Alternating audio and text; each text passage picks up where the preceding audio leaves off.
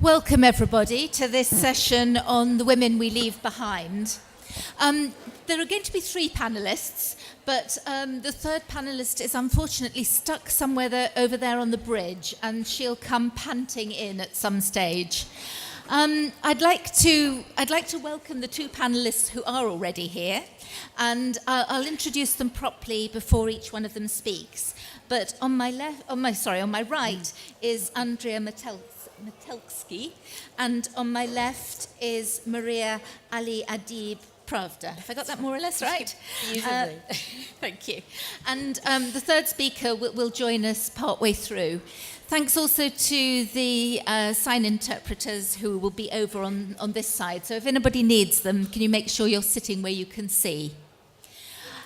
I'm Caroline Nursey, and I'm Director of BBC Media Action, which is the BBC's international development charity. I'm really pleased to have been asked to introduce this session because I suppose for an awful lot of my career, I've lived and worked in places where there's been conflict or there is conflict, and I've seen how it affects women in particular.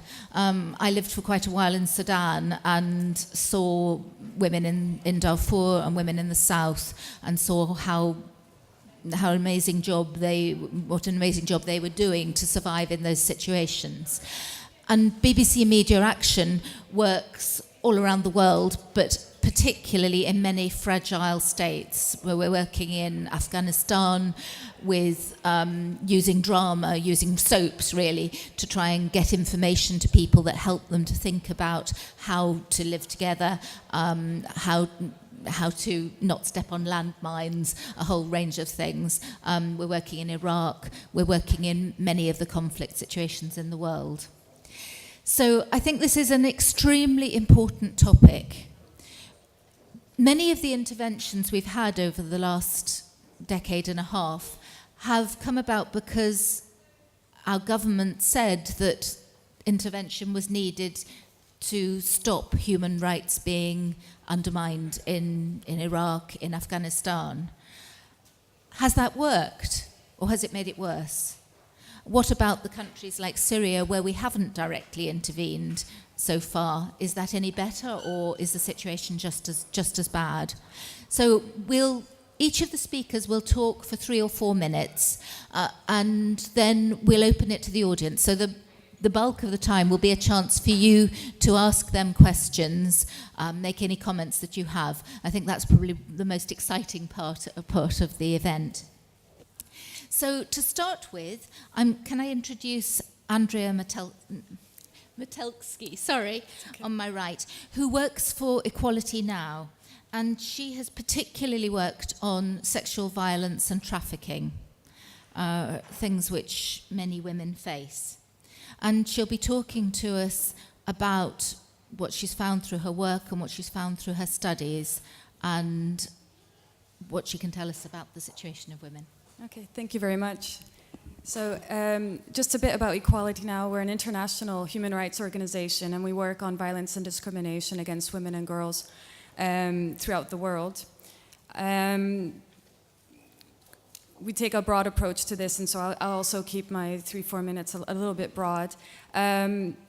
We know, many of you know, that women and girls face violence and discrimination around the world at all times, in times of peace, in times of conflict, post-conflict, and in every part of the world. And this can be exacerbated in times of conflict, when there's heightened violence, less accountability, and more impunity. In conflict situations, women and girls can be exposed to a myriad forms of violence. That includes trafficking and sexual violence. We know about the trafficking and sexual violence committed by Boko Haram in Nigeria. We know about the situation in Syria and ISIS, and the violence perpetuated by the LRA in Uganda, just to name a few examples.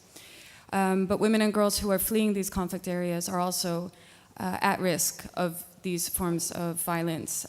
For example, when they rely on traffickers to flee that conflict situation, but also when they've arrived to another country that supposedly in theory should be a place of safety, but where in detention centers, for example, and immigration centers, they are again facing renewed violence. In the past few months, we've seen more attention here in the UK, for example, about the situation in the detention center of Yarlswood, where women and girls have been reporting sexual violence and other forms of violence during their detention and after they've already faced this kind of violence in the situation that they were fleeing. One element that we're quite interested in when we're talking about the conflict situations and military forces in these conflict countries is the role of foreign militaries and troops themselves in perpetuating this conflict, this violence. We know, for example, during the conflicts in the 1990s in the former Yugoslavia, around peacekeeping forces, UN forces, and NATO forces, their role in perpetuating trafficking and sexual violence against the very women and girls they were there supposedly to protect. So we know that this can also be the case after Western troops leave, and a sex industry has kind of been built around those troops for many, many years. And we can look at South Korea, we can look at the Philippines and other countries where a large sex industry was left behind and then starts to try to survive once those troops leave and cater to other individuals. All of these rights, they can continue to be threatened post-conflict if the peace-building process does not fully and wholly comprehensively incorporate women and girls in that process, and also in any new legislation and policies that are developed as an outcome of that. So any new constitution, for example, must explicitly spell out the equality between women and men, and it cannot contain any discriminatory provisions against women and girls. This is the ideal case, of course. But we have seen that very often in these post-conflict negotiation situations, women and girls' rights are one of the first things to be compromised by governments.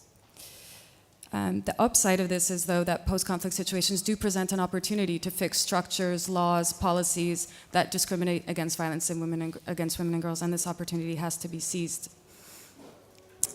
Looking at the wider picture, just two final points. First, coming back to what I said at the beginning about discrimination and violence being continuous in all societies and at all times, we have to be cognizant of the fact that this is not only occurring during and post-conflict, but also in times of peace. And so it's vital that countries do have these laws in place that ensure equality. This is the basis for us, legal equality, because it's only through these laws that we can hold governments to account when they do violate women and girls' rights, both in times of peace and in times of conflict. And the second point is that we need to make sure that when we as, not we, but all of us, but also Western governments, Western organizations, when looking at these situations, that we're very aware of the fact that this is not just a problem happening over there and to those women, but that violence and discrimination is happening in every single society, including ours.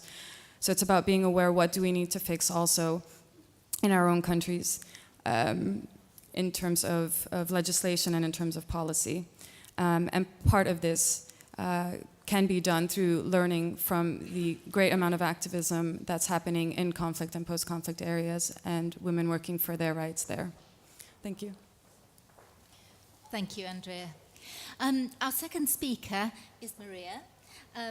Maria Ali-Adib has worked in many conflict situations in the world. We were just talking about DRC before.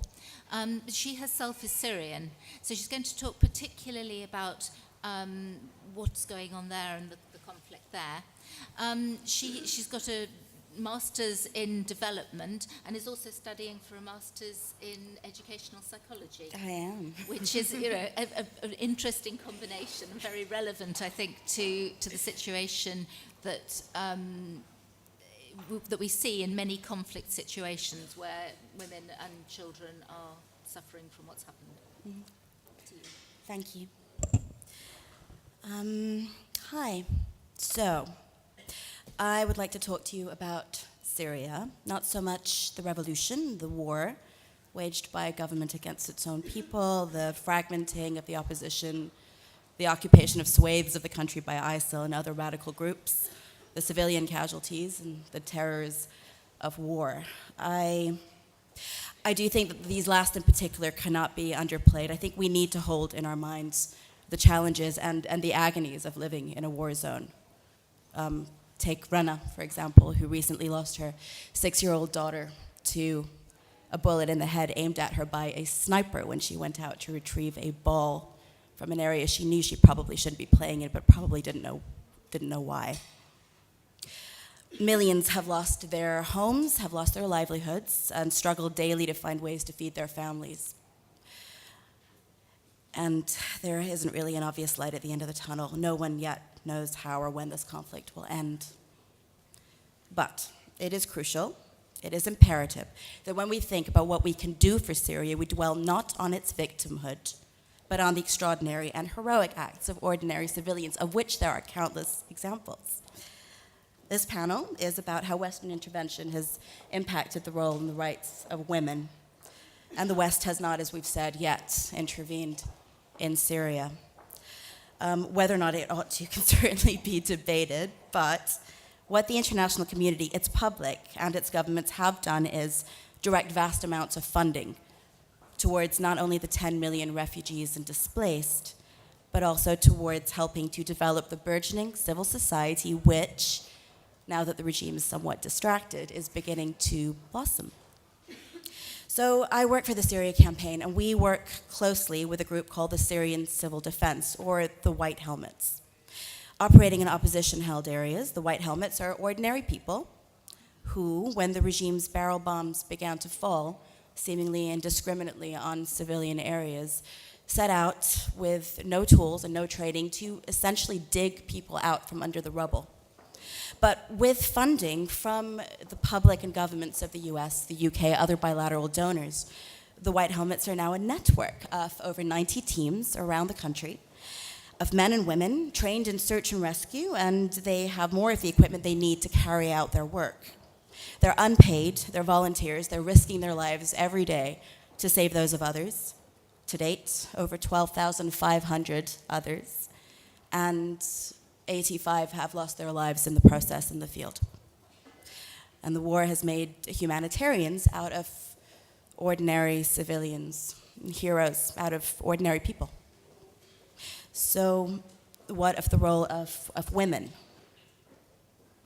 When the revolution began, Syrian women and men stood shoulder to shoulder at the protests and were not discriminated against when the regime began to shoot at and arrest and torture activists. With the emergence of extremist groups, as you all know, in some areas, this has begun to change, and women are increasingly relegated to invisibility, at best. But, again, funding directed towards civil society is one way to change this. The White Helmets started out with only men, essentially because the only tools they had were their own muscle power. But now with heavy equipment, more women have begun to be able to be involved in the search and rescue elements of the work that they do. And women are now firmly embedded within the teams. And their numbers are growing as women seek to be part of an organization that has come to represent hope to the communities that it serves. And that hope is about more than the hope of rescue, although that's certainly not to be sniffed at when you're lying under a ton of rubble. But the hope that the White Helmets represent speaks to a rebuilding of Syria. And already these teams are engaged in exactly that, in working on infrastructure, water, sewage, electrical systems. And with the Syria Campaign now, the White Helmets are also preparing to make concrete asks of the West. That Western governments, increasingly focused on ISIL and seemingly unwilling to engage, well, to take on the Assad regime, that they should form their policies around what will protect the Syrian people, themselves trapped much more sternly between these two evils. They ask for intervention to end the bombing, to stop the war through the implementation of a no-fly zone and an international conference to agree a political transition to end the conflict. As we approach the 4-year anniversary of this conflict, with over 200,000 dead now, this seems ever more urgent. I am a Syrian woman who was born in this country, and with that I have been extraordinarily privileged. some of these privileges. I've always enjoyed freedom of movement. I have never gone hungry. I have never had to fear for the lives of the people I love. I've never had to fight for my own. And for all of these reasons, I probably shouldn't be in this chair. I shouldn't be here really talking to you on behalf of women who are perfectly capable, believe me, of speaking for themselves. I'm a placeholder. And to me at least, this illustrates a really big chunk of the problem that we at the Syria Campaign are working to overcome. You know, we partner with activist networks on the ground in Syria and with civil society to combine what they know and what we're good at to put together an online movement, to build an online movement that allows us to lobby and to fundraise and to raise awareness. We're here to be a mouthpiece for Syrians whose voices really need and deserve to be heard. We try to convey their spirit and message to you, and we try to make it possible for them to call for the solidarity and support that they need. Thanks.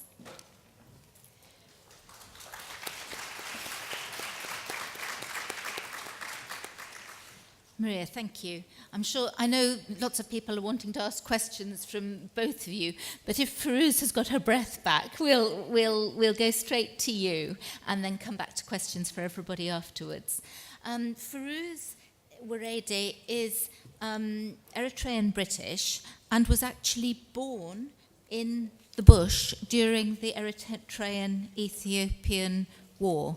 Is the daughter of two guerrilla fighters. So, a direct, as much as anybody can be, a direct product of the sort of situations we're talking about. Of course, the Eritrean-Ethiopian War was one in which the West didn't directly militarily intervene, but it was a very long and very bitter war in which women suffered in many ways. And we would like to hear about it. Thank you. I'm sorry, I'm quite late. Traffic's a nightmare. Like Caroline said, my name is Ferouz. I am the direct product of the revolution, which cost a lot of lives, including women, during the 30-year war for independence with Ethiopia. We gained our independence in 1991, but we haven't gained our freedom yet. Today I will speak about the Eritrean women, our women. As history tells it, women played a vital role during the independence with Ethiopia, during the independence fight with Ethiopia. Women fought alongside men during the long and bloody war, in which it was really hard to differentiate their role, meaning they drove tanks, they carried weapons, they did everything. And about 35% of the frontline soldiers were women during that time. Women also served as doctors and in many other aspects of the liberation. Sorry, my computer just gone blank. I am a human rights activist, and I focus mainly on refugees and also on the battle that, well, the hardships that my people are going through inside Eritrea as well.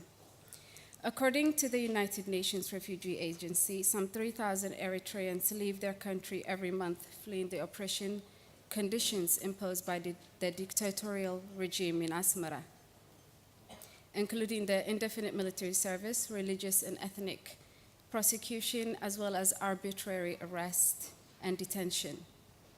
For most, the first point of entry is Sudan, although it's hardly a safe haven for the new arrivals. The local Rashaida tribe and other armed gangs operating in and around the refugee camps on Sudan-Eritrea border are responsible for kidnapping scores of asylum seekers and refugees, which mainly are children and women. According to Amnesty International, victims are often sold off to Bedouin criminal networks in Egypt's Sinai Peninsula for various reasons, including the extraction of their organs. Over the years, the number of women interviewed are still very traumatized to talk about their experiences. The stories of the women reflect the great risk they are exposed to while fleeing their country.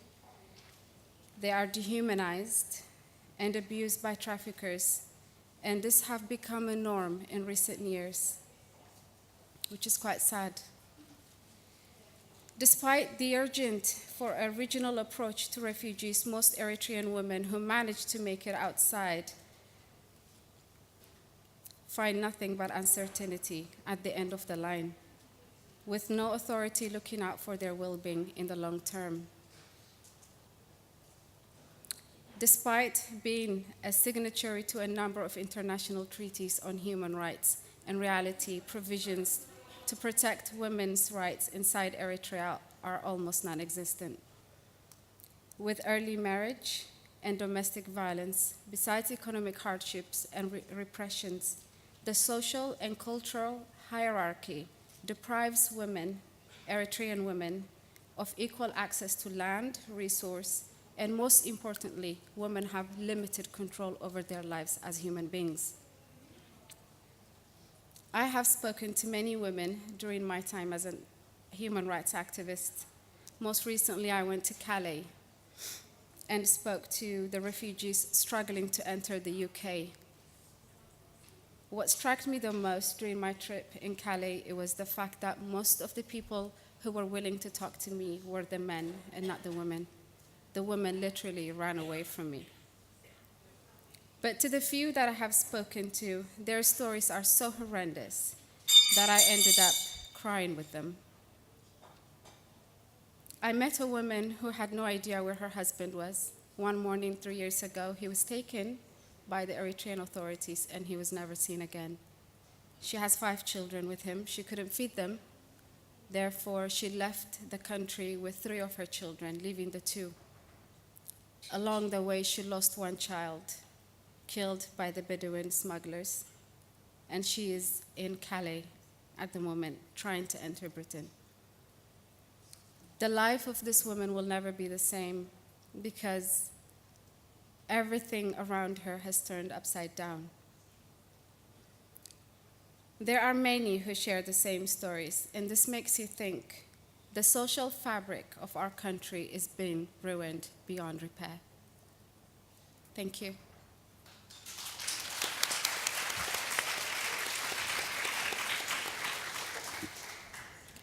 Thank you, Firuz. I'm going to take the chair's prerogative and ask my question first before I open up to the floor. And I think this is aimed at the two of you, really. As you were talking about some women in Syria actually having to do, getting the opportunity to carry out roles which they didn't before the war. And similarly, at least during the years of the war itself in Eritrea, women were fighting alongside men fighters in a way that one is much more equal than the traditional society. And yet, what you describe is that having completely fallen away since, and what might be seen as gains having been lost. And it reminds one of the experience in Britain of the First and Second World Wars, which are often quoted as times when women did make real gains.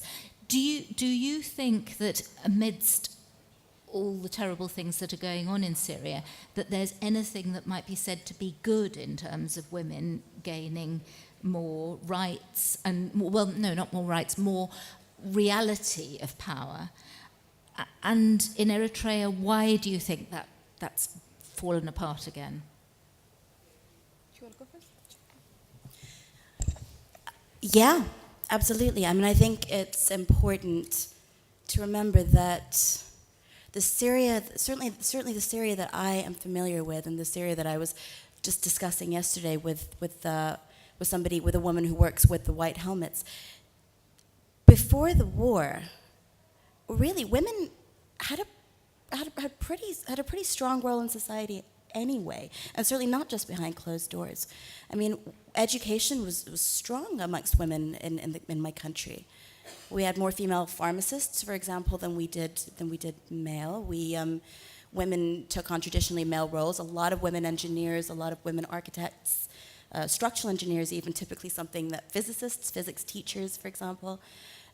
I mean, we really had a lot of that before. And I think one of the things that everybody, certainly on my side of things, has found so difficult with the advent of the dissolution to some degree of the country and the advent of religious extremist groups is watching that fall to the wayside. We found that very, very difficult. But I do think that the space made, oddly, by the conflict, just as we've said, allowing civil society actually to develop transparently, because no one's really looking anymore, except for those of us who are interested, has definitely allowed women to sort of come back to the forefront in ways which we might not have expected beforehand. So, yeah, I mean, I think my answer to that would be, just as Andrea pointed out, there are bizarre pinpricks of light, even in the midst of the chaos and the mess that is conflict. So, yeah. I would have loved to say that women in Eritrea, as the time has gone by and conditions in Eritrea deteriorated, there's some element of positiveness there, but in reality, women have become the main victims in Eritrea, especially in the compulsory military service, where they face rape and early marriage to avoid that kind of situations going into military service.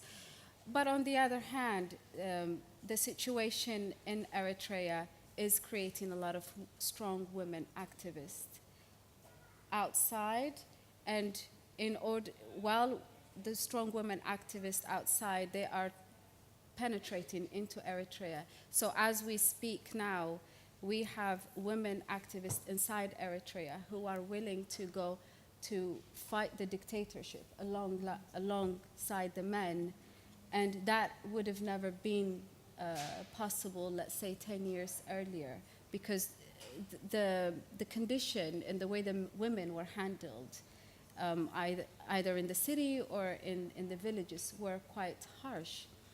The extreme hardship and the fact that there's absolutely no option for them is allowing them to come out and face their reality and do something about it.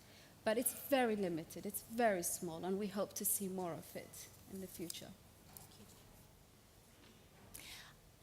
I'll open up to questions from any of you now. Yes. Thank you. Hi, I'm Lee Webster from Womankind Worldwide, or International Women's Rights Organization. And my question is about UN Security Council 1325. And if this is not what you work on, please ignore the question. But probably, as you know, it's the 15th anniversary this year. And Resolution 1325 was the first ever adopted by the Security Council to recognize women's role in peace building and peace processes. And I'm sure, as you all know, 15 years later, many activists argue that it's still much a piece of paper rather than commitments in reality. But I just wondered if you thought that the 15-year anniversary and the review that's going to go on this year, led by UN Women, does offer some opportunity for recommitting to that resolution, or if you think it's still a piece of paper. Thank you. I'll perhaps take a couple of other questions, and then we'll come back to the panel to respond to all of them.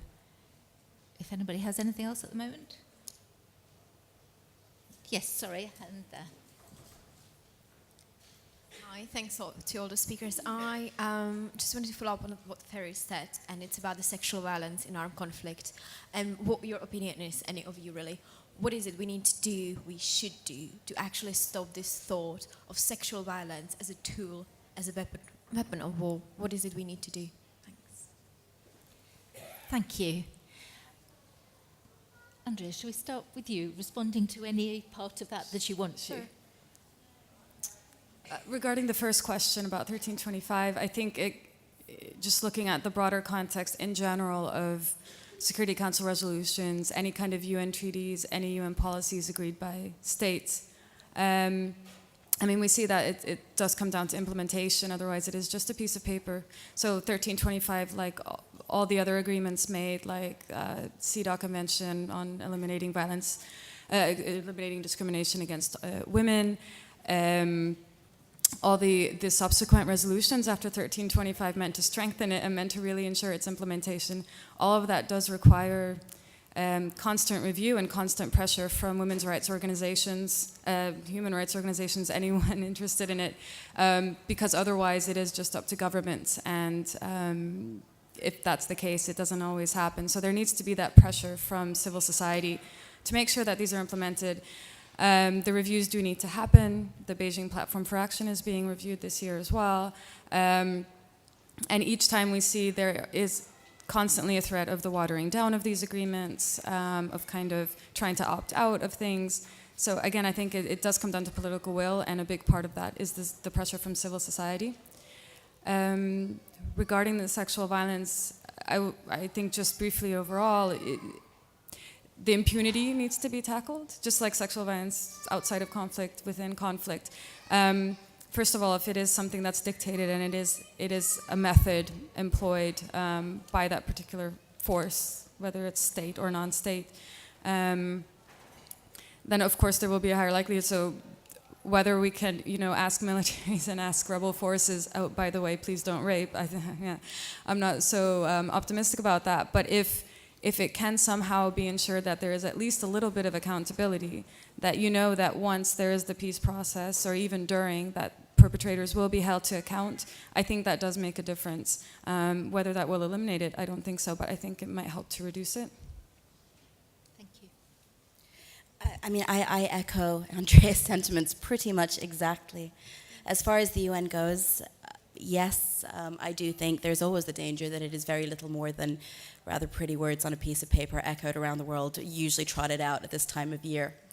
And yes, that it's very much about implementation, which the tremendous distance between the creation of policy in New York, where but where certainly states get together and determine what they think might work in collaboration with large-scale NGOs, and how that actually filters down to grassroots organizations that are actually required to implement that, often without the protection or the support of their local or national governments, which leads nicely into your question, your comment on impunity. I think that's really what it comes down to.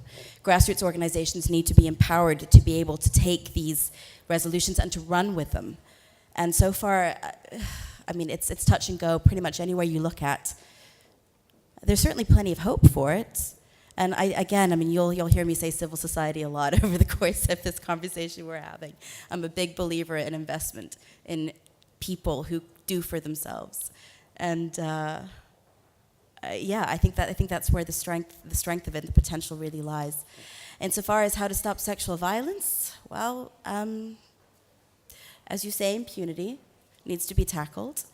I think that there are usually within communities in which we see a lot of this, there are also entrenched gender divisions that also need to be thought about very carefully. There needs to be a lot more support for feminist movements and for women activists within those communities. And again, back to protection and support at a much higher level than, speaking very broadly, the vast majority at this point, I think, seem to receive.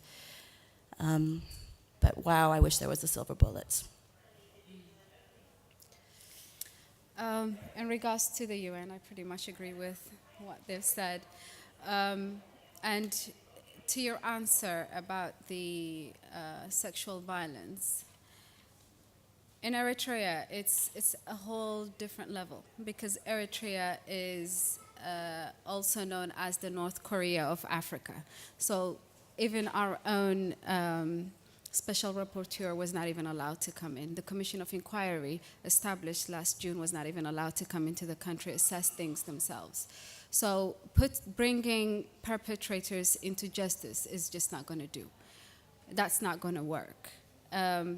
What we hope to do is for Western government to create a human rights dialogue with the country.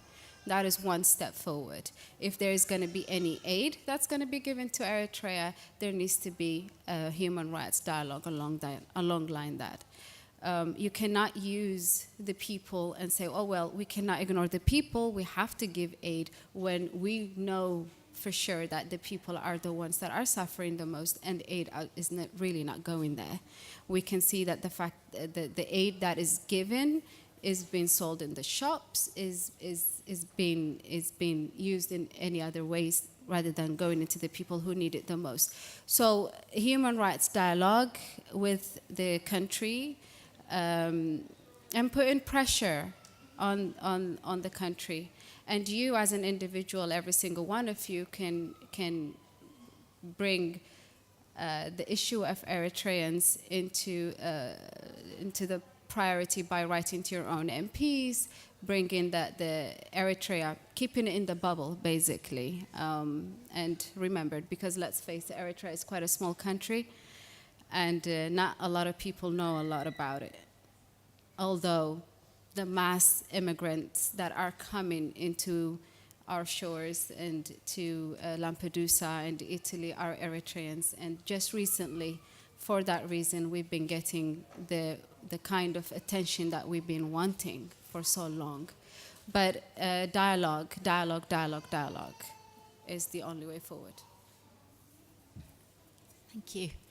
More questions or indeed comments? Yes, in the middle here.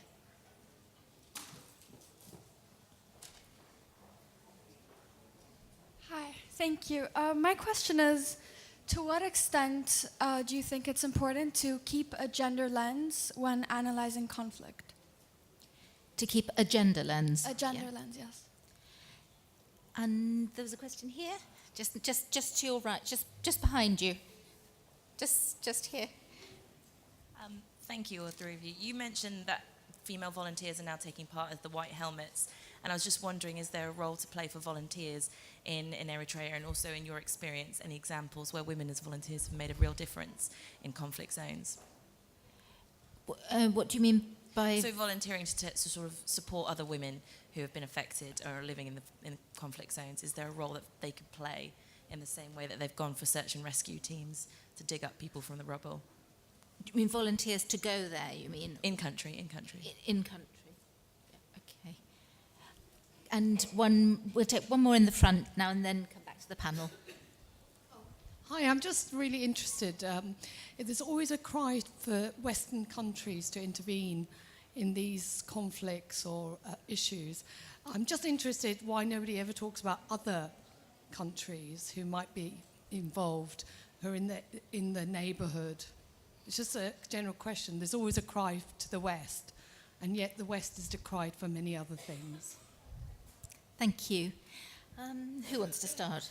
Do you want to, Maria, you look as though you're ready to go. Sure. I mean, I'd love to respond to your question, if that's all right. How do you define intervention in this context, in your question? Sorry, we need the mic. So sorry. It's always just a question regarding who comes in to help people that are in need. And you have many countries in the world that have a lot of money who could possibly intervene. So the question always is, by various, NGOs, etc., we want the West to help. But it's not just the West. We're in the world. And so I'm just interested what you guys think about the rest of the world. What's the rest of the world doing when there's major conflicts in Syria? What about the other Arab states? Sure. Okay. Well, I mean, what we certainly know is that we've got millions upon millions at this point of refugees, the vast majority of whom are now hosted in Turkey, in Lebanon, and in Jordan. Turkey has spent, I think, upwards of $6 billion now over the past 4 years, and has received something like 180 million, I believe, in external aid and foreign aid. So there's certainly money being spent. The economies of Turkey, of Lebanon, of Jordan, for example, are pretty well, maybe not so much Jordan, but certainly Lebanon, are buckling under the weight of this massive influx of people who are moving in and who cannot go back. And it's one of the reasons that we talk so much now at the campaign and with the people that we work with in Syria about a no-fly zone, the idea of creating a space so that people can go home, so that we don't have to ask for so much. Because believe me when I tell you this, not that excited as Syrians about asking for help. Really would be quite happy for all this to stop so we could get back on with our lives. Insofar, I mean, I certainly feel that, and I say this as someone who was born here, and I feel myself to be British as well as Syrian. I do feel that we have a global responsibility, a moral and ethical responsibility to reach out to parts of the world that are struggling. And at the moment, as you'll remember, I mean, the Syrian uprising began as a peaceful revolution. People took to the streets really quite peacefully, asking for something that was responded to by bullets and now by sort of endless or seemingly indiscriminate bombing. I feel that the international community does have a responsibility towards the people we share this globe with. But that doesn't mean that I think that Arab states should be excluded from the privilege, essentially, of reaching out to this part of the world. But I think that they are. I think that the Gulf states could certainly do an awful lot more. I think that there's certainly a lot more that could be done in terms of funds, always funds necessary, but really it's much more in terms of what needs to be done to actually try to stop the conflict. And that is something that isn't going to happen easily from within the region. The political arena is complicated, it's multi-layered, and it's pretty much managed, as needs must be, by Western countries that are powerful, that are rich, and this is the lie of the land. I mean, Western involvement is essentially, at this point, necessary if the war is going to stop. And I've been asked in the past about why it is that we don't approach, say, Russia or Iran rather than approaching publics in the West, for example, being that Iran and Russia are obviously such important components in the political situation in Syria. And the answer to that is that what we do at the campaign is we push for public pressure on governments to shift on policy to stop the war in Syria, to stop the war. It's great to fundraise, but we want the bombs to stop. We want our country to be able to go back to where it was, at least that, if not forward. And the truth is that Western countries, Western publics, thankfully, democratically, have some sway on their governments. And Russia and Iran do not enjoy that same privilege. I mean, I'd love to talk to you more about it later if you'd like, but there's plenty to be said. Andrea, on that one or the other two questions, or all three? Sure. With the gender lens, yeah, I think it's vital when looking at the impact of conflict on women, because we do need to recognize some gender-specific violations and gender-specific sometimes reactions. So there is a different socialization, a different context to growing up female, and that includes how you react to violence and to trauma, but also the forms of violence that you are more likely to be exposed to. Everyone in these conflict situations, men, women, boys and girls, everyone is subjected to extreme, brutal forms of violence and massive violations of their human rights. But just keeping in mind that rape, for example, is something that affects women disproportionately. Early child forced marriage is something that affects women disproportionately. Just keeping that in mind helps to tailor some responses and helps to make sure that policies are taking into account kind of who is affected disproportionately.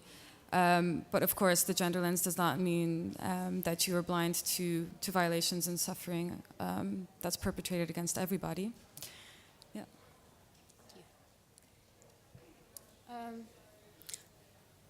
I am going to start with your question. Eritrea is quite different. There's no civil war in Eritrea. Yet it's the second refugee producing following Syria. So when there's no civil war, it's quite difficult to establish what the neighboring countries can do. But from what we see at the moment, Ethiopia and Sudan carry, well, they have almost half of the population as refugees in their lands as we speak. Like I said earlier, up to 3,000 Eritreans flee every month to neighboring countries. So that's something that the neighboring countries are doing. To what level, the quality, that it's another level of, it's another topic that we can talk about. But at least that is being done by the neighboring countries. Our main issue and what people can do for us is because of what Eritreans are going through and the fact that they are coming to Europe on a rickety boats, risking their lives and that of their children, just to keep pressurizing your own governments, your own MPs, people that can make policies, and ask them to pressurize the government to change its ways, to bring election, to release all the politically prisoners that have been in prison for the past 14 years. That can make a difference. But as for the neighboring countries, what they're doing at the moment is more than what they are able to do. I don't remember the other question. There was one about volunteering. Volunteering, yes.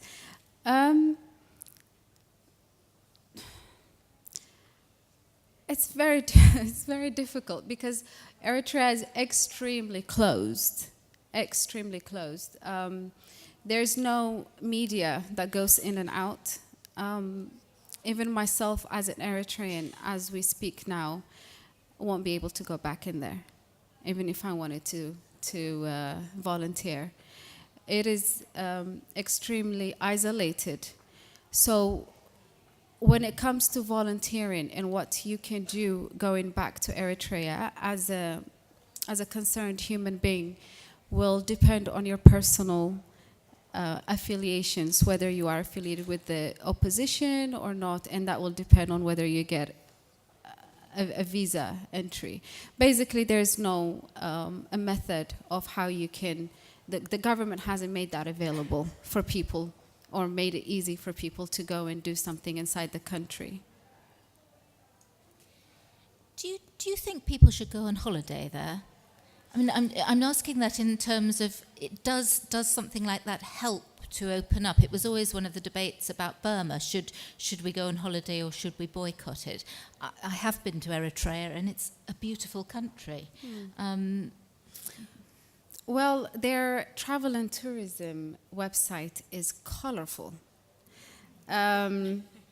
Like you said, it is extremely beautiful. We have a very long coastline. We have 2 beautiful ports, and we have beautiful people. I think anything that could make the people easier on their lives there, anything, we're up for it. The people going on holiday there will give the government a bit of hard currency and give them a bit of easier than they have been lately. But it might also give the people of the world a sneak preview as to the dire situations there. A friend of mine went to the embassy recently. He's a journalist. And he told them that he was a tourist and he wants to go and visit, and he wanted to go as an undercover. And they gave him, funny enough, they gave him the visa, but soon after they took it back because they dug into his own background. They looked at his Twitter page, they looked at his Facebook page, and they saw things that he was, whose his friends list were, things like that. So the government is a spy. So it makes it very difficult for people to go in there freely, and even scared sometimes. Thank you. We've got time, I think, probably for just one more round of questions.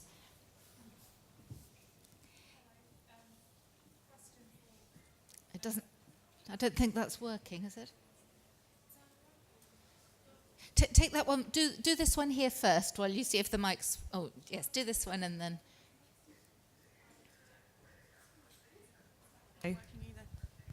Yeah, it is working. Okay. Just a question for Maria. I just wondered how you feel when you see stories in the media about Western girls, British girls, going off to fight in Syria and become so-called jihadi brides? Thank you. Let's. Sorry. Yes, of course. Well, actually, no. Why don't we take that one? It's a specific one, and then we'll come to you next. Thanks for asking. I find myself wondering when on earth Syria, the Syria that I know, the Syria I'm familiar with, became this strange, almost desertified place that attracts such anger from such. It makes me grieve for the Syria I am familiar with before anything else. I mean, I'm happy to comment on what I think about the growth of and the sort of the rapid recruitment rates of ISIS and their ilk. But essentially, as a Syrian, more than anything, I find myself oddly outraged that my country has been co-opted by a movement or a series of movements that relate in no way to a Syria that I'm familiar with, that I know. Syria that I...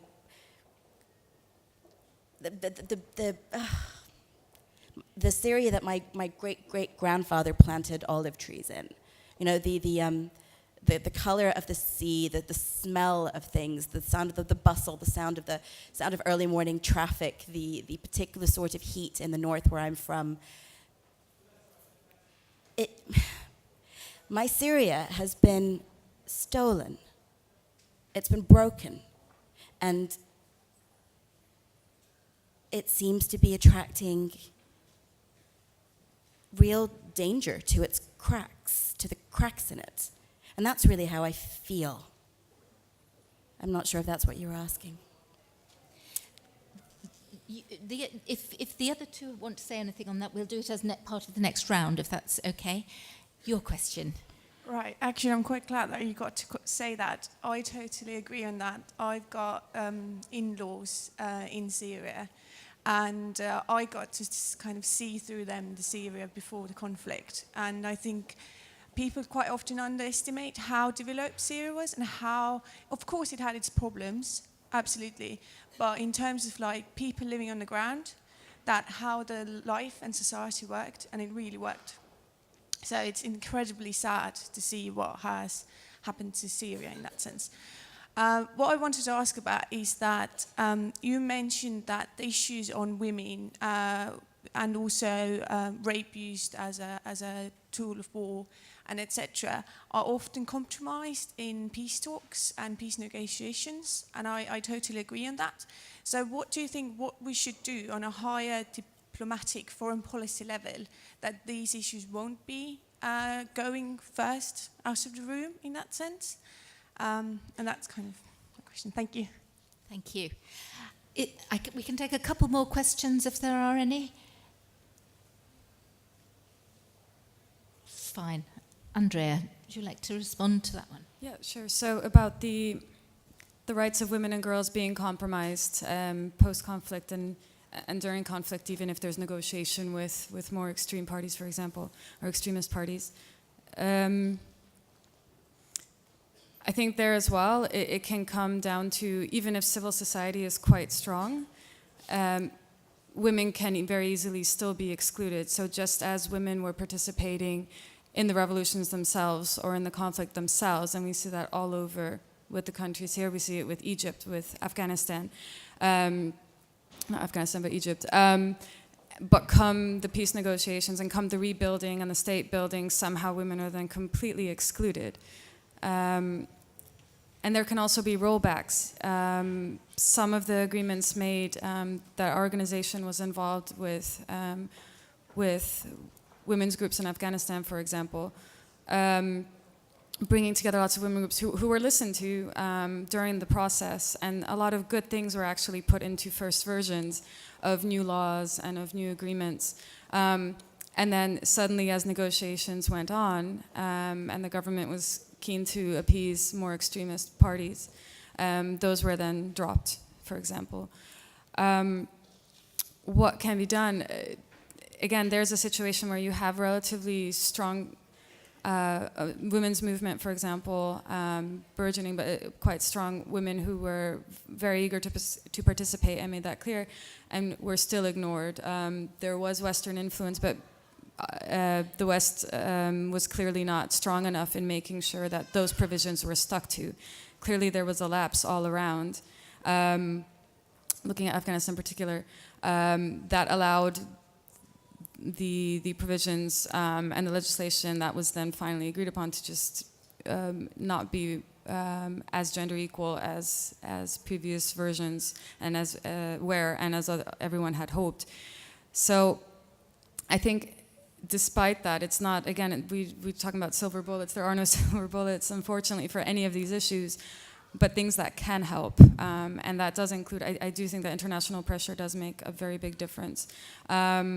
Support to local women's groups. It's not just about Western governments who are party to these negotiations and who can have carrot and stick negotiations with the local government to say, by the way, you should not have that law that allows rape within marriage. You should not have that law that restricts education to boys, things like that.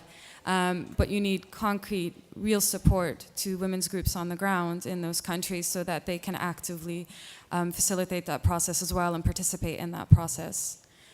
So that's, yeah. I don't know if that answers your question. Just wait for the mic, yeah. Just a maybe quick comment, absolutely. But I also think that there is a lack of representation by the Western governments. I think if we actually would take women as part of delegations more in, absolutely, we could actually get those to the table. And that's kind of the whole ceiling question. How do you get to high top positions in foreign policy? Yeah, but I think that's kind of also one of the keys that we could do in terms of that actually get inside and then change it within, because it kind of becomes a bit difficult sometimes to support the groups on the ground. So yeah, that's why. Thank you. Andrea, if there's anything you want to finally say on that, or your last chance to say anything altogether.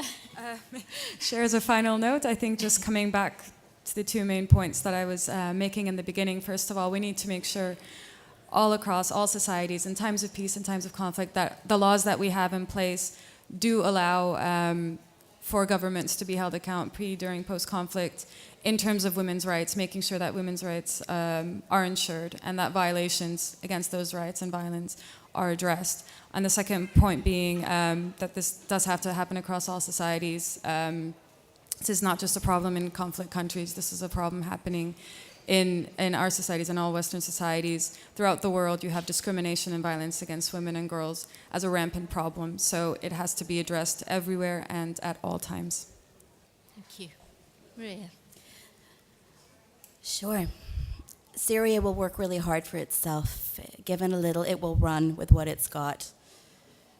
And there's a lot more that we could be doing on this side of the world, certainly, to support Syria in the work that it's trying to do for itself. And a big part of what I do, as I've said, is advocacy, essentially.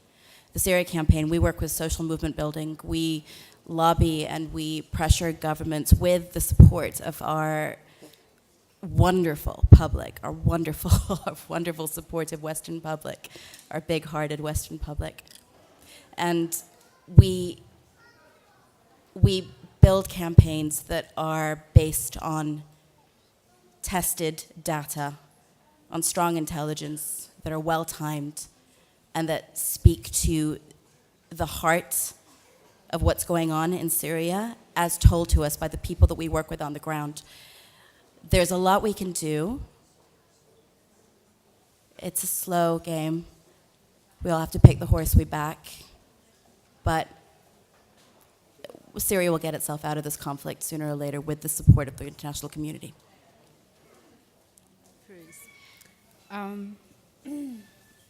Similar to the rest,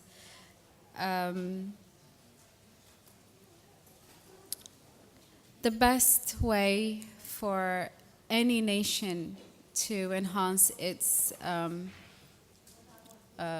work that makes sure that its women are given every right in terms of economically, socially, career-wise, education-wise, is to make sure that you speak up for them, especially in developing countries like Eritrea. Eritrea is relatively new, but like I said before, women played a very vital role in its independence. They fought alongside the men in every single battle.